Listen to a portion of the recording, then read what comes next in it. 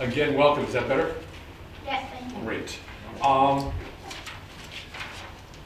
Really express appreciation as we start here before we get into the program to a lot of people and groups. I'm Alan Robinson, Chair of the Solid Waste Advisory Committee. We've been working to get to this point for over 2 years. We've had a lot of support along the way.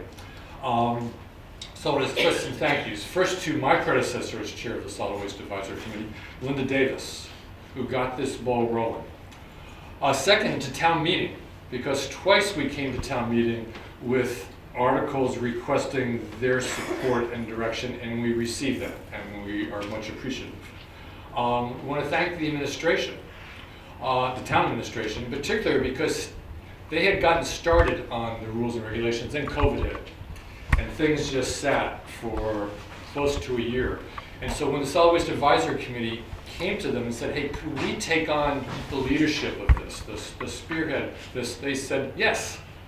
And that gave us the opportunity to move this along, and we very much appreciate that. I'd like to express appreciation to the Solid Waste Advisory Committee for their support for us taking on this role. Certainly want to express appreciation to the Board of Health and the health agent, because once we had an initial draft of the rules and regulations, we had an amazing working relationship with the committee. The committee's chaired Diana Malloy, with Scott McGann, the health agent, and with the entire committee, and their input, and they're working together with us. Was very, very helpful to developing the final product. The town council's office, who advised us on a couple of different occasions with regard to the rules.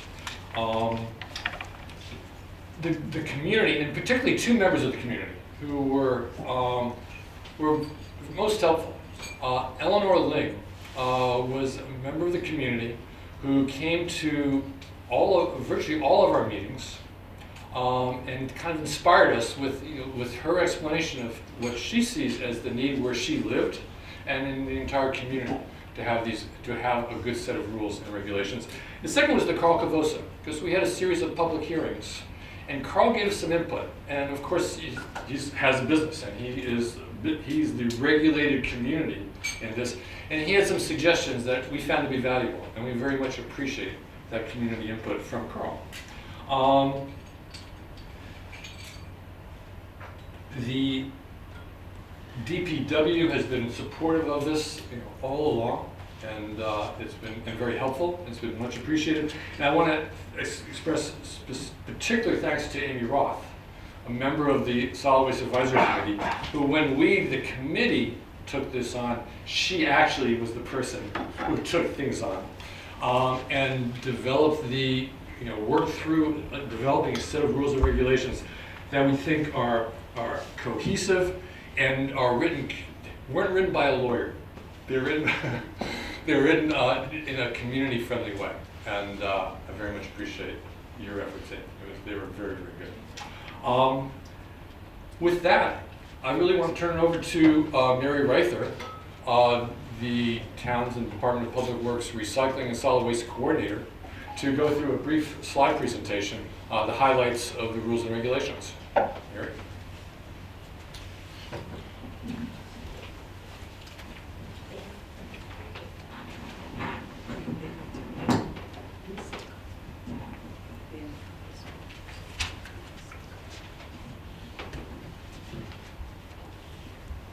Thank you, Alan. So thanks for coming out this morning, everybody.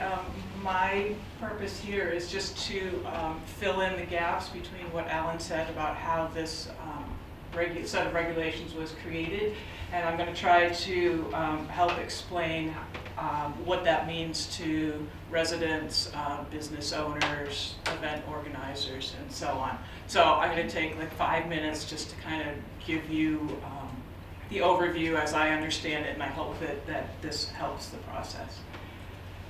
Okay, so who is required to recycle? So the regulations make it clear in very specific language that the way I interpret it is anyone that lives, works, or plays in Falmouth is subject to the new regulations. If you're a resident and you already fill your blue recycling bin every other week and put it out at the road, then you're good. There's really nothing more that you need to do. You're already recycling, and that's good. Nothing has really changed as far as the materials go. I have gotten a few calls from people that are worried about that, saying, how is this changing what goes into the bin?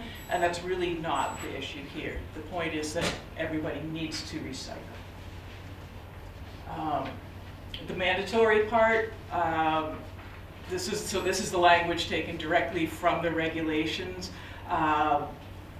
It helps the town make sure that everyone living, working, and playing here complies with Massachusetts DEP waste bans, and I'll tell you a little bit more about that in a minute. So they require mandatory separation of recyclable materials from the solid waste stream, which is fancy language for trash. Solid waste is trash. So everyone needs to separate their own recycling from the trash. The requirement applies to all residential and commercial generators. A generator of this stuff is just somebody who makes trash or recycling. So when you see generator, they're not talking about a power plant. It's you and me and whatever, my office, anything like that is a generator. Important to point out, the last line here says this requirement does not extend to separation of recyclable materials from solid waste generated by the public and disposed of in public receptacles.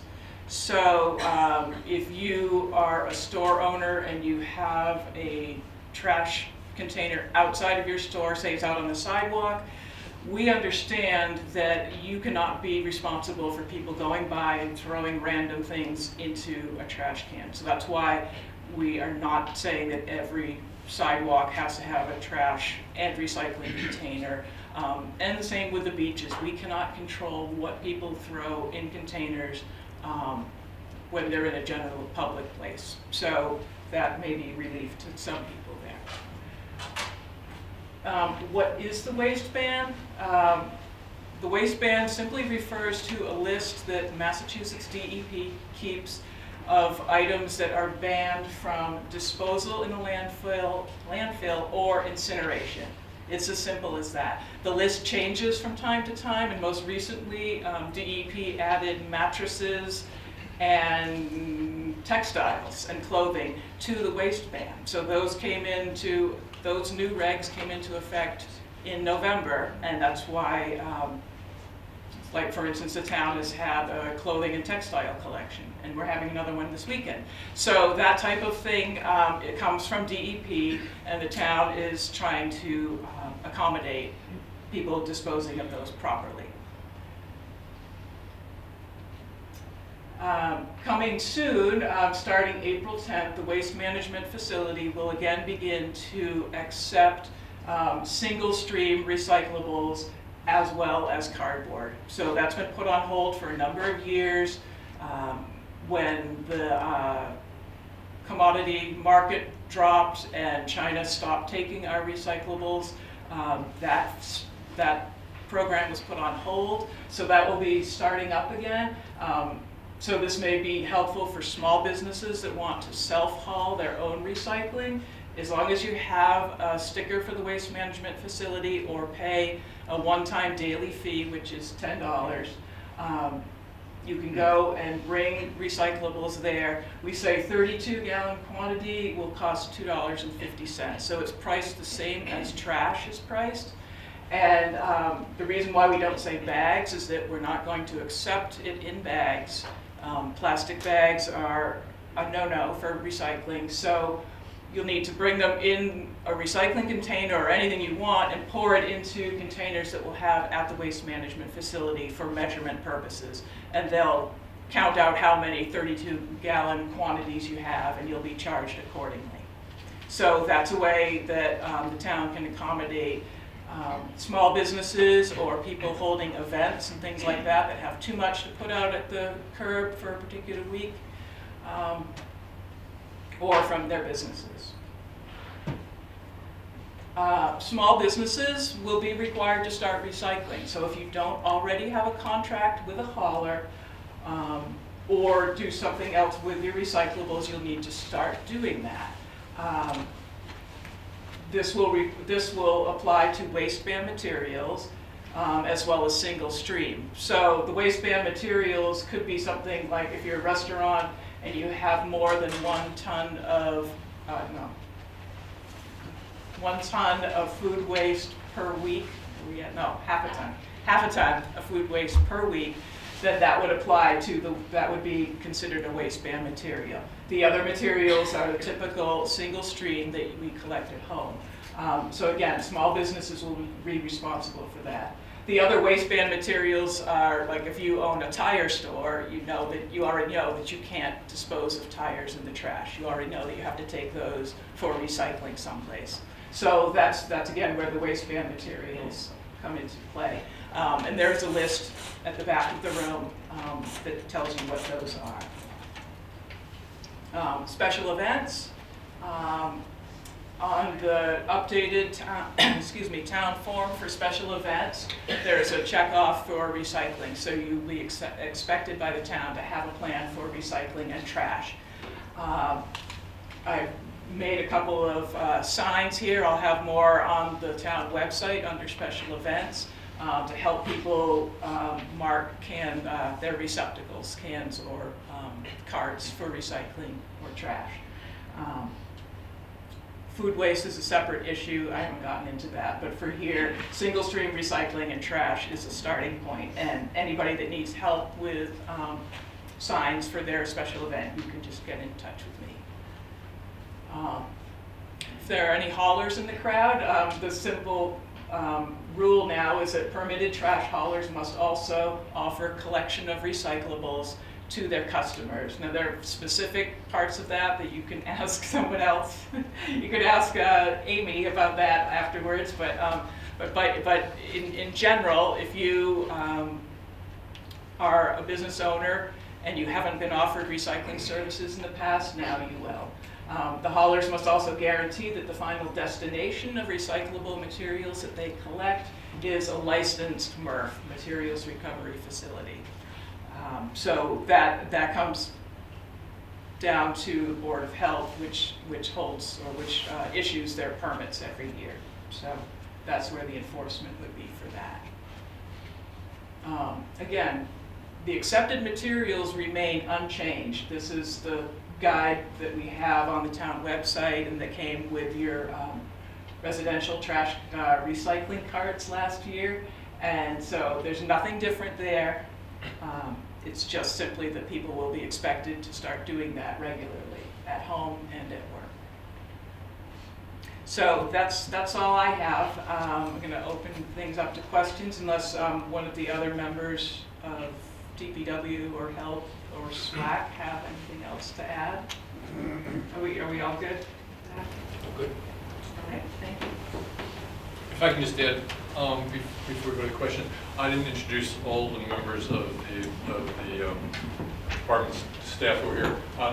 Peter McConerty is Peter McConerty, who's the department head for Department of Public Works, and Jim Grady, who, how about that? Better? Not that one. A little closer. Pull it close. Peter McConerty, chair of the department head of Department of Public Works. Jim Grady, who's the highway division, which includes the waste management facility. And Steve, I got your full last name. Cataract, who's the assistant head of the Department of Public Works, are here with us. And of course, Scott McGann, of the Department of Health. So questions, please. Yes. Yes, I noticed on those 2 pieces of paper that, who am I talking to? Oh, whoever you want to talk to, I'm sorry. Okay, there were 2 signs that for public events, and there was a can on the trash. Yeah, that's a can, isn't it? Next to the red cup? Oh, that's a squeezed yogurt.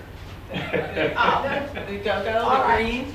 yeah. The okay. green is like squeezed yogurt for little kids. Okay, so my other question then, doesn't every container that had food in it or drink have to be rinsed? Is that going by the wayside? Mary? Not if it's a soda can or water can or something like that. That does, no. So no, collecting things at events. Oh, they can be dirty inside then? Right. In general, drink containers do not need to be rinsed. We ask that they be emptied. But not, if there's a drop or two, that's okay. So I can throw my things without washing them into recycling, I mean? Drink containers, yes. Peanut butter jars, no. No. No. Okay. Yogurt jars, you gonna rinse them out? If, Yeah. yes, the answer is yes. If there's one or two little flecks of yogurt, that's okay. But yes, there should not be anything more than one or two little flecks of yogurt. With the collection of the textiles, will there be a place for that at the depot, or do you only anticipate doing that with special collections? That's really hard when people are holding on to textiles for months. Oh, there's a solution to that. Mary, go ahead. Sure. So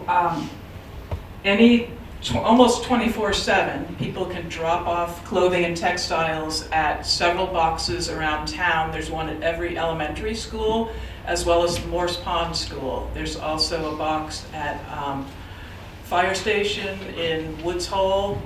There are a couple of boxes at the Waste Management Facility, so those are all available either during working hours, or the school boxes are open all weekend. And then we have... Excuse me? Who's that collection agent? Is that a charity? Well, some of them, there's a lot of information on the town website. There are different organizations that collect. Bay State Textiles is the organization that collects at the schools, and they do pay, money, some cents per pound to the schools. And then we also have collection events. You know, it's a really neat program. We've just started the collection, DPW has just started the collection events, and one is coming up this weekend, right? In front of the senior center, Gus Candy Center. But the boxes that are at the schools, and they're white boxes for clothing and other textiles, clean. The PTOs of the various schools are the sponsors of this. The PTOs generated last year something like $12,000 to go to the kids in our community, the kids in our schools. So it's a great thing, and like Mary said, they're available 24/7. So you do not need to accumulate things and wait for a clothing drive like we're having this weekend. You can do it anytime you want, and it's a great thing. Thank you. And the drive that we have this weekend, the 5 cents a pound that is received by the schools or by us, by the DPW in this case, will go to the schools. So you won't be robbing Peter to pay Paul as far as the schools are concerned. I have a little bit of feedback about the collections at the senior center. It was, the last time I was there, it was a small trailer, 2 windows. You could fill up right until it was filled up, but the main trailer was empty. We were all sitting there trying to push it in. I was too. It wasn't a great container for that. Oh, okay. Well, so when I was staffing it, we opened the back doors and filled it through the doors. But at any rate, we have a second trailer. Last time the DPW provided a driver, and we filled 2 dump trucks, which we kept clean and dry overnight over at DPW. And this time we have a second trailer coming. It is the largest trailer that they have. A second trailer will come on Saturday afternoon. I agree, the squeezing it through the little holes that are high up are a problem, but between 9 and 3 we'll have the back doors open so that people can walk the materials in and pack them that way. So yeah, if you come early morning or in the middle of the night, you will not be able to access the big doors, but you will have the larger openings available. And wet clothing spoils the other clothing. So when you're well-intentioned to do it the right way, if it gets wet and it's put in there, it's a very big problem for you all. That's correct. That's a question in the back, Kathy. With regards to the boxes that are around town for the collection of the fabrics and the textiles, there's also usually at the schools the ones that are there by the charity organizations. So are these boxes separate? You know, the clothing drop-offs that are like from St. Paul's or something like that that are at the various schools. Is that separate than these boxes or the same The as? boxes at the schools are all provided by and serviced by Bay State Textiles. The clothing drive that the town is doing is also the same vendor, Bay State Textiles. There are a couple of, Planet Earth or there's Planet Earth, there's one in East Falmouth, there's another company in North Falmouth called AFAB. Salvation Army, I think. Salvation Army and Red Cross at the waste management facility. So you can choose your charity pretty much by reading the box on the outside. And again, on the town website, if you type in textile recycling, there's a list with the address, and it gives the vendor of each box, so you can plan your trip that way. Right, thank you. Yes. I have two questions. One, I am confused about carryout boxes. The black ones for the carryout, I think you're trying to discontinue use of them. But are they recyclable or should they be trashed? And can you repeat the question? The question was for takeout ware containers for restaurants and food markets. The black plastic that's frequently used in the container is not recyclable in Massachusetts. It's recyclable in some places, but not here because the recycling facilities, their instrumentation, and they've got video and they've got weight and they got wind and all that, but it can't see an opaque, something that's opaque, and the black is opaque, so it doesn't know what to do with it. Actually, there's a session tomorrow night that the Solid Waste Advisory Committee is also hosting, and that is on the article, that's Article 18 for Springtown meeting, which is a petition to ban all single-use plastic from takeout ware. So that's a different article, but right now, in terms of recycling, it's the black plastic. If the takeout restaurants convert it to purple or blue or clear, it's fully recyclable. Is there another question? My second, actually I got three now. My second question is, some restaurants are now giving cardboard that they say is compostable, but they have food. They use them for food, and I thought that anything that had food on them was not recyclable. Is that correct? That's not like pizza boxes, what you talking about that? So compostable is different from recyclable. So the compostable foodware should be certified. It should have a little mark on it that says BPI, which is an organization that certifies them.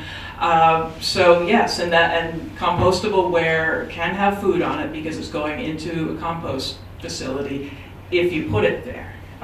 So it has to be going to compost. But if it's, If wanted it's to clean, recycle it, yeah, if it's clean cardboard like a pizza box, that can go into your recycling with your paper and other cardboard. But the food contamination sets it apart. But just because, whatever. Yes, the compostable is different from recyclable. but about a year or so ago, the DPW communicated, because we learned from the processing facility, that a pizza box that's got a little bit of grease on it, which before wasn't recyclable, is recyclable. If it's got cheese hanging from it, no. But if it's just a little bit of grease. So your takeout food, your takeout container that's compostable should be, as long as it's cleaned up and not having food hanging with it, is recyclable, as Mary said. So are you saying if it's food stained but washed, it's a cardboard kind of thing? If it's food stained, if it's just a little stained, you don't have to wash it. You don't want to wash cardboard necessarily, but it's recyclable, yes. And my third question may seem silly, but it's a problem we're currently having. Some fabric is is compromised, either by using it, for restaining, or, I hate to admit it, but I've got a moth infestation. So I don't think those things should be recycled because it's going to contaminate everything else. Is that? You're so we correct. use judgment on this. Anything that is soiled or contaminated, and contamination includes things like bed bugs are one of the things, but moths would be another thing. Yeah, if you have cleaning rags that have been used for cleaning, that have cleaning products, or might have solvent or paint thinner, that's all contaminated and that goes in the trash. Bodily fluids, biohazards, all those things go in the trash. That's not, so when fabrics are contaminated, they do not go into recycling. I thought it was obvious, but, Well, thanks. No questions about question. Thank you. I'm confused on the, you mentioned, it's that little triangle with the PPI or whatever number in there, 1 through 7. Is all those numbers recyclable? Because I read conflicting opinions, and I guess my problem is maybe I just shouldn't Google anything.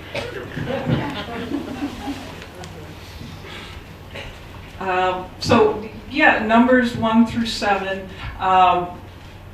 as long as it's not a plastic bag or film wrap. So some of those things, plastic bags and filmy wraps can be recycled at supermarkets. So Shaw's and Stop and Shop and maybe some of the others have containers in the front entryway. And so those numbers that cannot go into the recycling cart can go at the supermarkets with the like materials. But in general, so the state of Massachusetts is trying to get us away from looking at numbers anyways, and they're trying to say, trust in the fact that if you have a consumer product in your home, a shampoo bottle or a yogurt container, that those are all going to be recyclable. They're saying look more at the type of container it is. And am I agreeing with that? Look more at the type of container and don't spend so much time looking at numbers, because we've kind of gotten beyond the numbers at this point. It's more about what it is. So the one thing I'm confused about is they talk about those plastic containers you get in the supermarket, salads and stuff like that. Now what I've read is those aren't, well, they can be recyclable, but it's not worth the effort to recycle them. And now those have a number on it saying they can be recycled. So that's my confusion. I think everybody wants to do it and do it right. Because if we don't do it right, we're wasting everybody's time. So as long as they're not black plastic. So if you get a salad or takeout container where the bottom is black and the hinged top is clear, then that has to go in the trash. Or you could break off the clear top and send that into the recycling. They're trying to ban those. They're trying to ban them right now. As a matter of fact, it's in front of the board or whatever. So that's why I'm confused. Why should we still be recycling them if they're going to stop that? But until that day comes, continue to recycle. Until and if that day comes. All right, how about, there's a lot of things, really. Like prescription bottles, those little bottles. Right now, I may just have a year or something, but all told, there's millions, billions of them. Now, what I heard was they're too small to recycle. And if you do recycle them, you have to take that sticker off. That's impossible to get off. So you're right about the very small, tiny little bottles are too small, and in the recycling facilities, they do fall through the cracks and become a liability. There's a really good lookup device, a tool online. Anybody can access it. It's called Recyclopedia, and it's from Recycle Smart Massachusetts or Recycle Smart MA. And that has, you can type in anything. You can type in prescription bottles, you can type in black plastic, you can type in egg cartons, and it will give you the appropriate answer for Massachusetts. So a number of states use the same type of tool, but there are specific rules for different states. So those things are, almost everything is answered there. Yesterday, someone emailed me about Keurig coffee cups, and those are there, and I was able just to give him the information that we're given from the state on those. So that's a great tool if you have other questions about very specific items. Is that listed in all this material, that that web?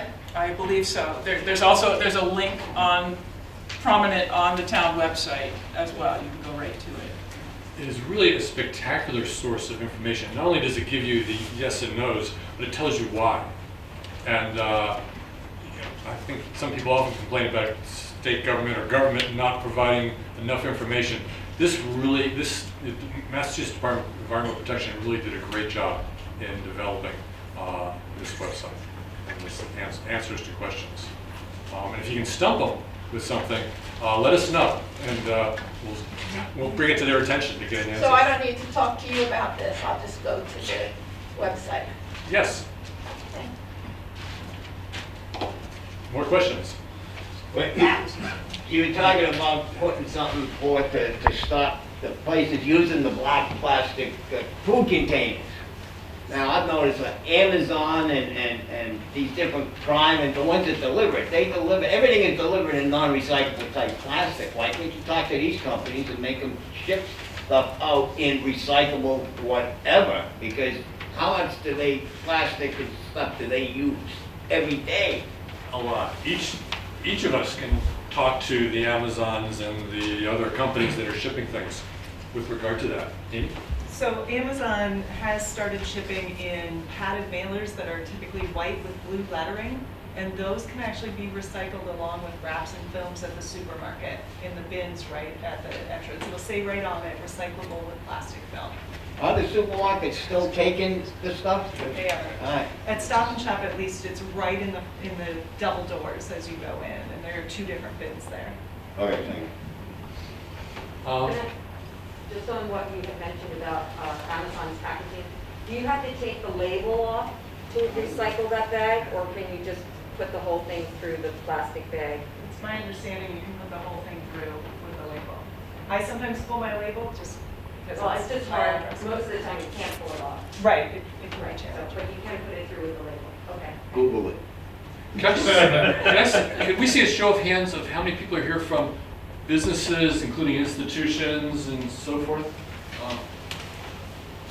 Great. I'm going to start out asking some questions. I'm going to start with Michael Kasparian, who's Executive Director of the Falmouth Chamber of Commerce. Michael, what have you heard from business owners in terms of this and the questions they have and how they can be helped with any questions? Thank you, Alan. So I think most businesses that are members of the chamber that we've spoken to are prepared because Mary's done an outstanding job getting this information to us, which we've generated and given to all the member businesses. I have not really, I've heard most people trying to come up with solutions on how they can adhere and follow these instructions. The gentleman here just explained, I think everybody wants to do the right thing. I think the business owners want to do the right thing and want to be a part of it. So I don't see an issue at all with this going forward. Some of them it's going to be a logistical issue, trying to coordinate private haulers. I think some people are trying to get together. I'm not sure, I can't really speak to what percentage I think of the businesses will take advantage of the special permitting that you've created that they can actually haul themselves, or how many of them will actually come together and share. So for example, at our building, the Falmouth Chamber building, which we have our offices as well as 4 additional offices upstairs, commercial and all, we share a recycled container that is hauled away by Cavosa. And they come every other week and take it away. And I know a lot of the other businesses are already doing that. So I don't think this is going to be as difficult to implement as some people might think. And I think that I really do believe the will is there for people to participate. I just, as a restaurant owner myself, I think the hardest part is I don't know how in our little place I'm going to clean every ketchup bottle, every mustard bottle, and peel off the labels while I'm trying to have a very busy summer helping my customers that are eating there, where I'm in the back washing out every single plastic, whatever kind of plastic we have, and that's what it all comes into, and that's on us to have it that way. We already recycle our cardboard and stuff like that. We have the two separate things, and it's a lot of money for us to do that, and we were willing to do that to help out. I just think logistically, I don't, like the liquor bottles or wine bottles, I understand, like you were saying, that's easy, and we already do our own, like beer bottles and recycle, because we pay deposit and we get some back. So we already do that. It's the small things, it's the big mayonnaise containers, the big salad dressing, that I'm gonna waste a lot of water cleaning all that out, peeling off. I already have a hard time having help, and so I just think it's an extra thing that I'm not against recycling, obviously, because I do.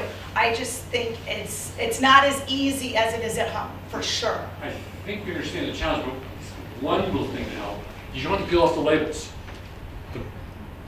The bottles and cans and so forth can have either they're stuck on adhered labels or they're paper wrapped labels. You don't have to take those off. But I do understand that it is time consuming, and it's, particularly for a business like yours.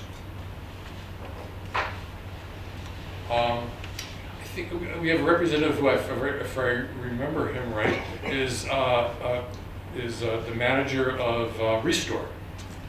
Am I recognizing anybody or not? Oh, I guess I've made a mistake. I know we have some people from MBL. How does these regulations affect how you all operate your business? Right now, Your no, operation? because we're already recycling. Cavosa takes care of our stuff now. We separate and we do our recycling in cardboard and trash. Great. How come we have Nauset for recycling and yet Corvosa is picking up all their recycling? Nauset, well, Peter, do you want to talk about the contract? So Nauset is the town's contractor that we use, that we contracted with for 5 years in town. They pick up our curbside trash, solid waste, and they also pick up our recycling. It's a contract with this company that's regulated through the town, with full contracts, full insurance requirements through the town, and they've been vetted through the town with all our references and all the other information that we have to go through. Cavosa is a local contractor. If we put the contract out again in another 3 or 4 years, the operators are more than welcome to bid in the contract. So you're saying Nauset picks up my trash and my recycling For all residential curbside, Yeah. correct, yeah, you put it out on the curb at the and same time? it depends. Or they come around? It depends. Some of the trucks will be different trucks, but Nauset also has trucks that they have, the trucks are split, so there's 2 doors on it, so it could be the same truck. It depends on who's in that location. But typically we have 3 to 5 recycling trucks per day out in the road, and 3 or 5 trash trucks on a day. Falmouth is broken up into 5 different sections, Monday through Friday. So it's a contract that's it's well vetted and negotiated through the town, and that's the reason why we put it through for a 5-year contract. It's something that has to go through, and every 5 years we'll put it out, and we'll see who will bid on it in the next 5 years. I will say that between Nauset and our previous contractors, we do not have not even 1/10 of the complaints of the missed pickups or the missed complaints. So I will say we're on the right track. We're doing the right thing. Nauset's been a fantastic contractor with us, and we're working with them to better our recycling operations at the waste management facility.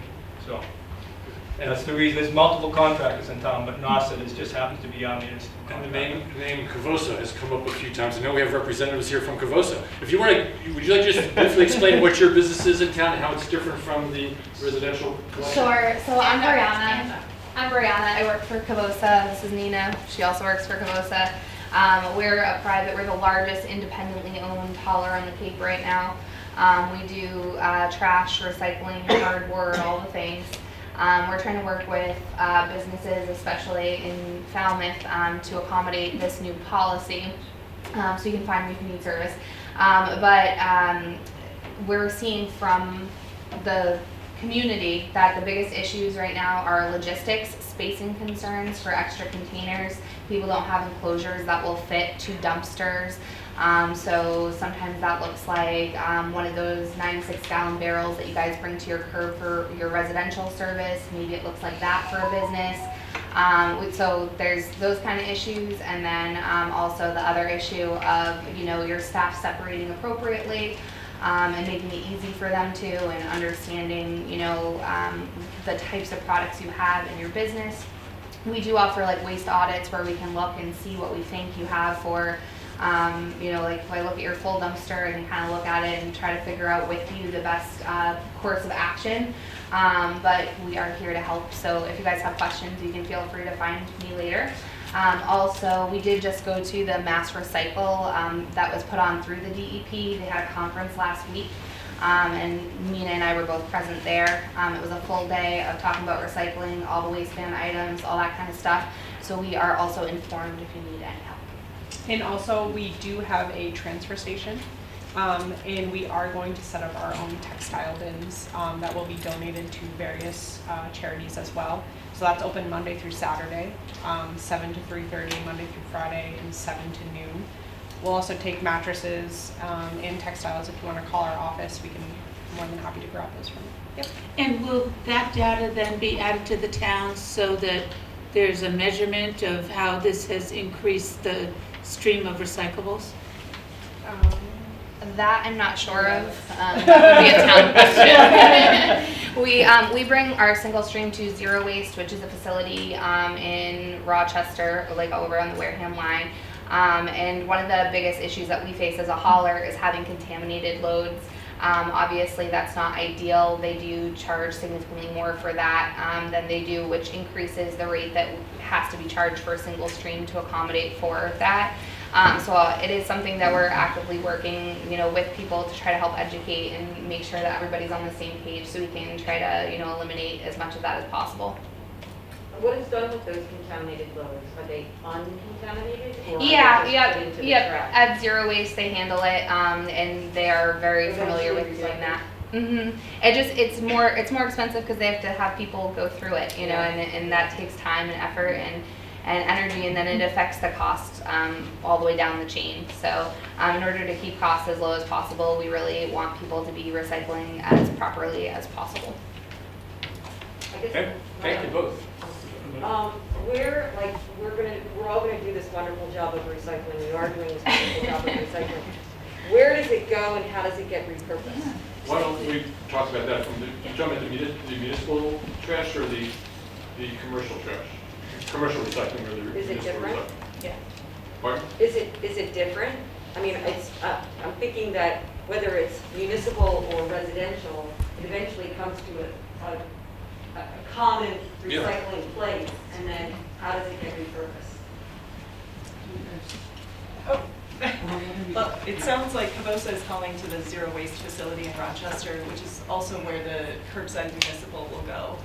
So you're correct that it's going to a common materials recovery facility where it's broken out into separate streams. There's YouTube videos available online if you ever want to see how that works. It's pretty amazing how it starts, separating all the different streams, and then it gets put into bales or whatever container makes sense and commoditized. The markets change all the time, so I can't tell you like today where glass from that facility is going, but they do have information available online, and like I said, they're always looking for the markets for those materials. I had a question on that. On the place out in Rochester or whatever, the machine that they use to recycle, to separate. Now you said Massachusetts is the only state that doesn't accept the black. I don't know if Does that it's the mean our only, machine- I don't know if it's the only, but it's one of, Well, my question, and this may be off the topic, is the machine they use outdated? Because it just seems, in this day and age, that they can't handle something that's black, or something that's too small. The other facilities in other states have that same problem. I know the too small is a common problem throughout the business. You just can't optimize your equipment for a bottle that's, an inch and a half high. With regard to the black, it's not unlikely that at some point in time, that problem will be solved. But I think that facility, Alan, it just reopened, so it's, 2019 is when it was built. right, so it is pretty modern, Yeah, modern yes. equipment. Yeah, and in fact, when the current owners took it over, it's probably a year or so ago, they actually upgraded a lot of the technology. This is a follow-up to the other question about when it goes to Rochester, do we know whether that stays in the United States or is then sent to foreign markets? They have information, I wrote a talking trash column about not that facility, a different facility where our recyclables have been going to, further west in the state. And they provided information, they provided specific factories for some of the material, and others, some of the other material is on the open market, so some of it almost certainly is going overseas. Thank you. Gentlemen mentioned prescription bottles. I did research on that website, and it is helpful, but under the plastic, I was wondering if there could be a notation on your very clean sheets about prescription bottles, because I understand those cannot be recycled because of possible residual medication. So it seems to me that that would kick out, contaminate a lot of recycling. Because let's face it, a lot of us take meds and have to dispose of these bottles. So is there any way that could be better publicized to kind of keep some of these from being banned?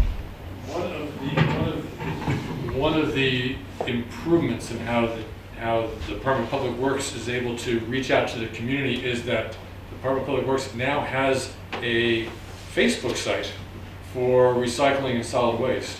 So, Mary, I'm sure there's probably information from the state that you could use to at least do some postings on Facebook to get, for those people who use Facebook, could get that information. And there's other means as well. The town website, of course. And that town website that Mary maintains, Recycling and Solid Waste, continues to expand in the information that's provided. If she had more hours, Mary's position is, I never fail to have an opportunity to do this. Mary's position, which was established, I guess about 2 years ago,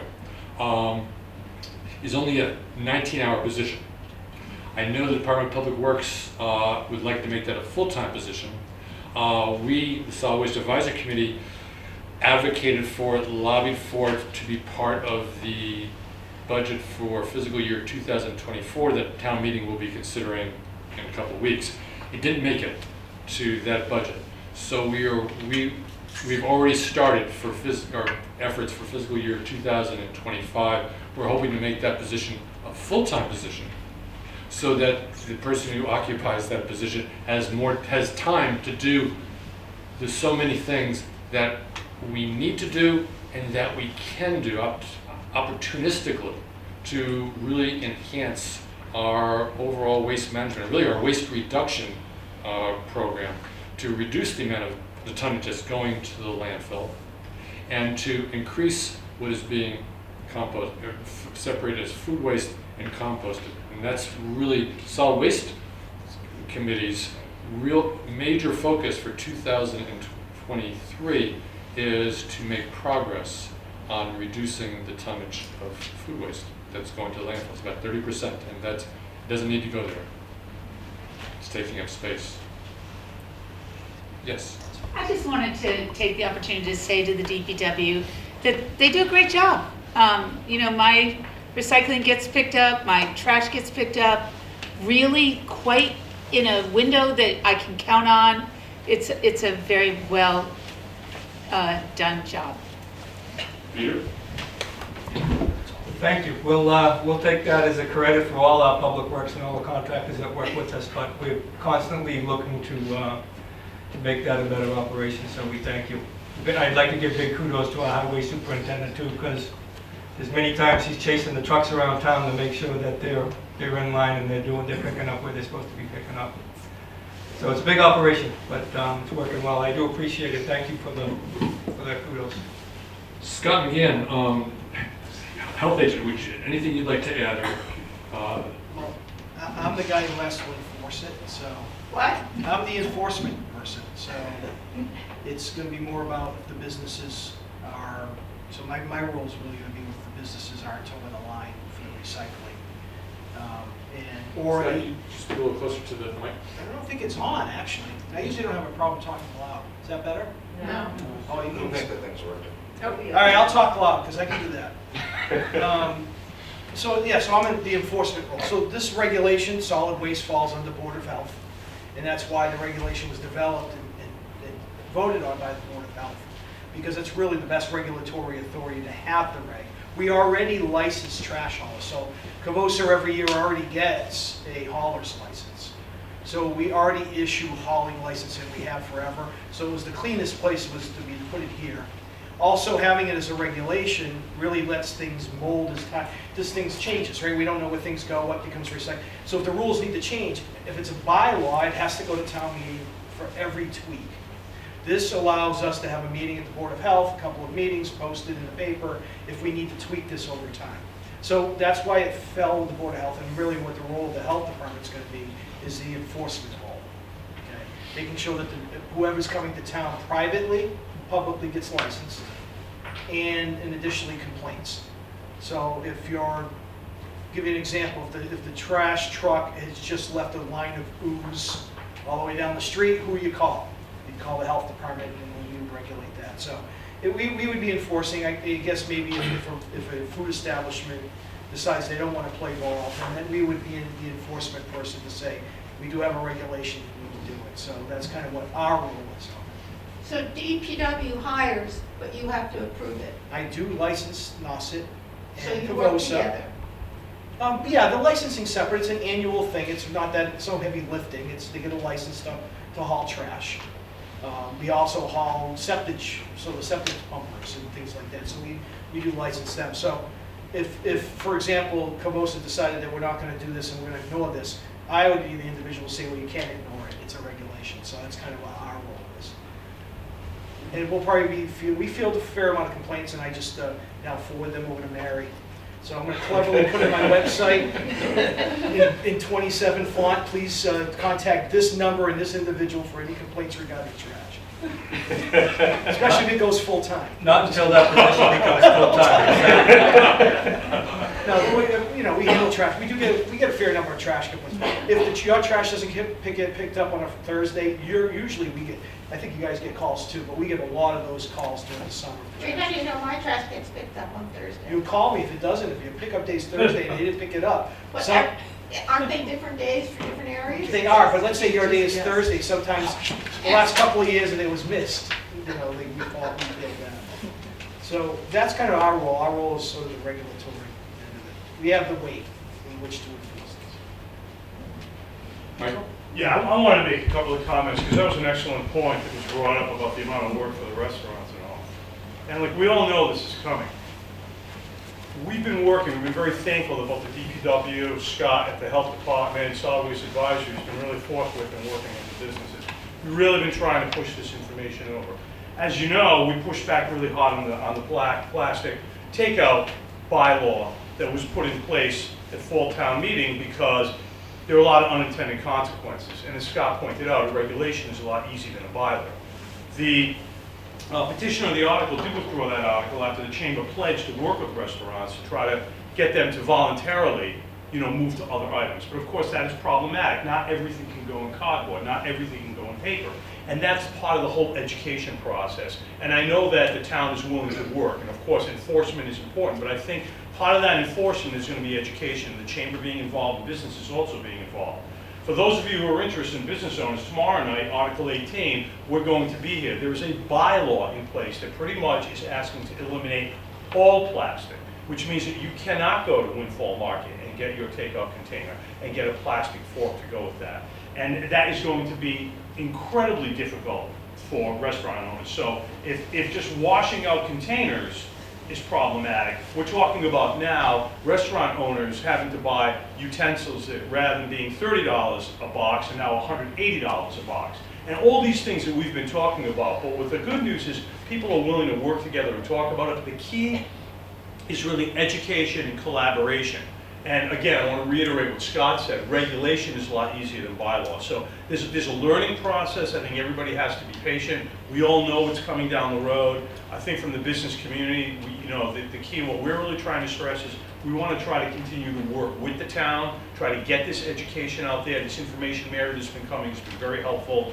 And there's going to be a learning curve, and there's going to be some patience in place to get to the point. But I think we have to still also take into consideration that this is not going to go without some pain. And there's going to be some unintended consequences that go along with some of this that we've got to work on and everybody be open together. So that's our hope is that we're going to be able to get there by working together rather than people fighting with each other. So I thank you for leading this effort. It was really well done. Thank you. Any other questions? Then I'd like to close with two things. One is we, the Solid Waste Advisory Committee, are very pleased to host this. I don't know if I mentioned yet. We are a committee of 7 appointed by the Select Board. And we are right now 1 committee member short. And we will soon come June 30th, July 1st, be 2 members short. And we want to be at full strength because there's so much we need to do and so much that we want to do. So I see a number of people, you're here, those of you who are here in person or are watching us and later on FCTV, we encourage you to go to the town website if you're interested in this subject and would like to do something to help create positive change in our community. Is to go to the town website, you can get an application for to become a member of the Solid Waste Advisory Committee. We meet once a month, first Tuesday evening at 7 o'clock, normally at Town Hall. We invite you to apply to the board to become a member of our committee. Second is, I mentioned it earlier, and Michael mentioned it too, but tomorrow night at 7, right here, we are hosting a panel discussion on the Article 18 in front of town meeting for a bylaw that would ban restaurants and other food establishments from using single-use plastic in their takeout ware. And it certainly does have implications to not just the businesses, but to the community as a whole. So it's very important that there hasn't been discussion of this in a public forum, and we are hosting that tomorrow. So we encourage you all to, if you're interested, to join in on the meeting. And with that, Diana, go ahead. Alan, Dan Malloy is the chair of the Board of Health. Yes, and I just wanted to publicly thank you and Amy and Mary and other members of your committee because it was a lot of work to get there, and there was a lot of patience in working with us and a lot of evening meetings and revisions, etc. So I feel, and obviously totally volunteer, so thank you very much. And we were fortunate enough to add a member to our board with Amy joining our team, but partly I think because of the relationship and the working that was done. But publicly, thank you for all of this. It's been a long haul getting here, and you've had to be very patient and a lot of revisions. So thank you all. And Diana, you've got a great committee, and so thank you. And thank you all for coming today. This was great. And if you've got further questions, I think you've got Mary's email address, you've got DPW's email address and telephone number somewhere. But questions on individual items, again, Recyclopedia, the Massachusetts Recyclopedia is just a great source of information. Thank you. All right.